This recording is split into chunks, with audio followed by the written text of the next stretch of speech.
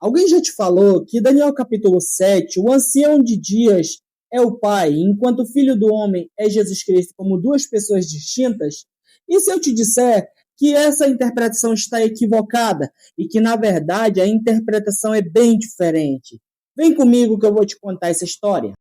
A graça e a paz do nosso Senhor Jesus Cristo. Hoje abordaremos Daniel capítulo 7, a sua visão dos quatro animais, e falaremos acerca do Filho do Homem e do Ancião de Dias, provando definitivamente que não é a Santíssima Trindade.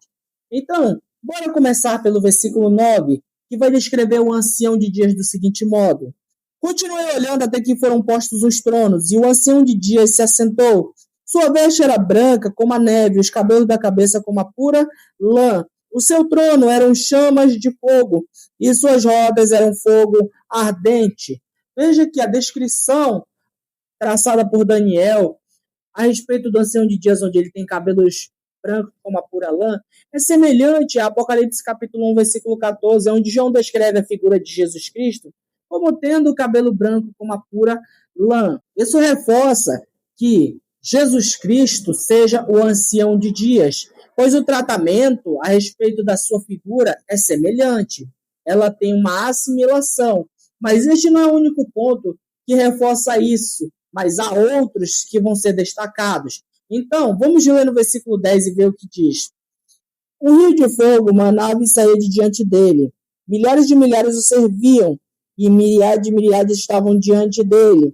Assentou-se o tribunal e se abriram os livros. Você observa que, com essa última frase ressaltada por Daniel, você vê que é comparado exatamente como João descreve em Apocalipse capítulo 20, versículo 11 em diante, onde o tribunal se assenta, se abrem os livros.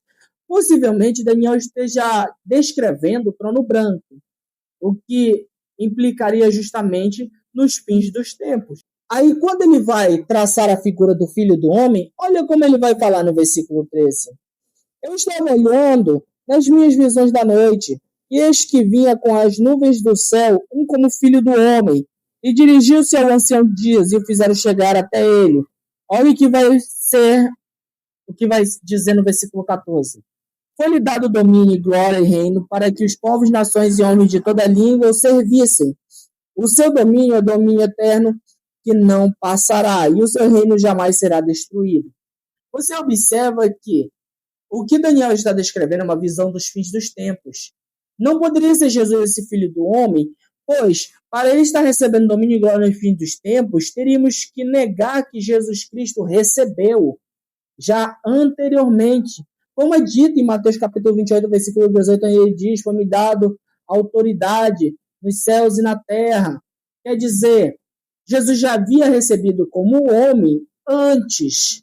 Então, não há possibilidade de ser Jesus Cristo aqui. Sem falar pelo fato de que ser uma descrição dos fins dos tempos, este Filho do Homem está recebendo, devemos lembrar que 1 Coríntios capítulo 15, versículo 24 ao 28, é dito que o Filho vai entregar o reino a Deus Pai. Então, como é que ele está recebendo aqui no fim dos tempos? É algo contraditório ao que vai ser destacado por Paulo em 1 Coríntios 15, 28. Então, é reforçado mais ainda que aqui não pode ser Jesus Cristo. E olha o que vai dizer mais. Quanto a mim, Daniel, meu espírito foi alarmado dentro de mim, e as minhas visões da minha cabeça me perturbavam. Cheguei-me a um dos que estavam perto e lhe pedi a verdade acerca disto. Assim ele me disse e me fez saber a interpretação. Estes grandes animais são 4 reis que se levantarão da terra, mas os santos do Altíssimo receberão o reino e o possuirão para todo sempre, de eternidade em eternidade. Observa o tratamento agora, que este que vai descrever para Daniel o que ele está vendo, ele vai dar para o Filho do Homem. Você primeiro vê que Daniel se alarma com aquilo, e aquilo lhe perturba. E ele vai perguntar a uns dos que estavam ali e pede a verdade acerca daquilo tudo. E este vai lhe dizer: esses 4 animais são 4 reis que se levantarão.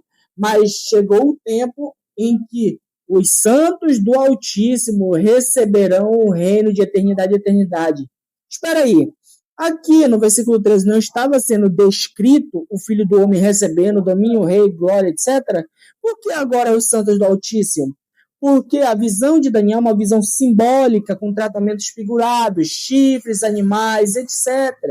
Então, primeiro ele traça a visão como filho do homem, e logo em seguida, quando ele torna para explicar aquilo dali, ele vai dar o tratamento agora como os santos do Altíssimo, o que implica diretamente estes santos do Altíssimo sendo a igreja de Deus, como sendo tratada como uma figura do Filho do Homem, que é uma figura de Jesus Cristo, pois a igreja é o corpo de Cristo.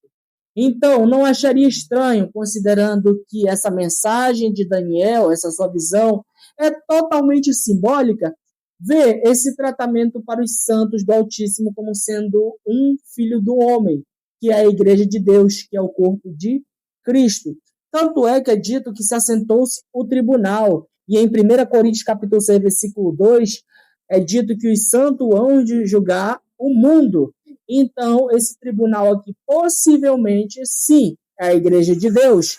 E as probabilidades disso são altíssimas, considerando este tratamento. E se você observar com muita cautela, você vai ver que agora ele vai trazer um replay do que aconteceu para chegar até este tribunal. E olha o que ele vai dizer.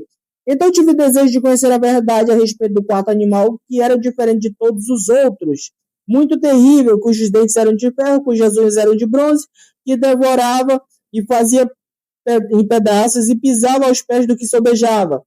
E também a respeito dos 10 chifres que tinha na cabeça e do outro que subiu de diante do qual caíram 3.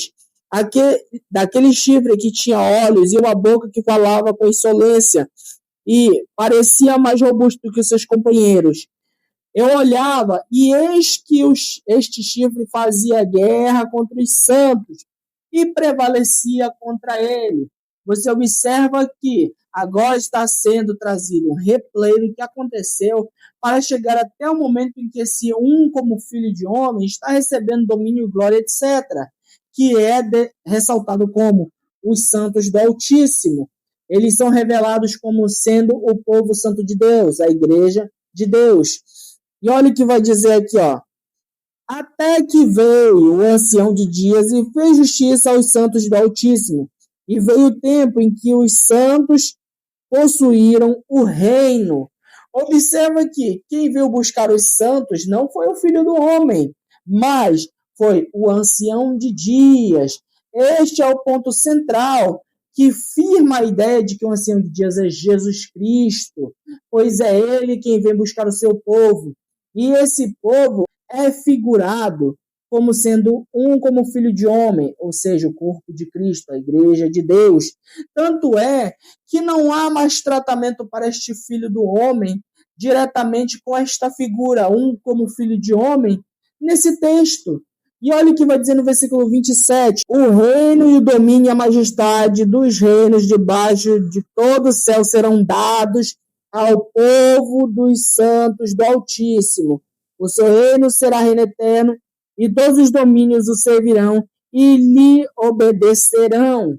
Mas aí alguns perguntam, tá, mas aqui no versículo 27 o tratamento não está singular? Sim, por causa do substantivo povo. Embora esteja falando de uma coletividade, o substantivo está no singular, então é apenas uma questão de concordância gramatical. Então está correto o tratamento singular. Quem está recebendo domínio, etc., é o povo. Aí a última questão que deve ser abordada.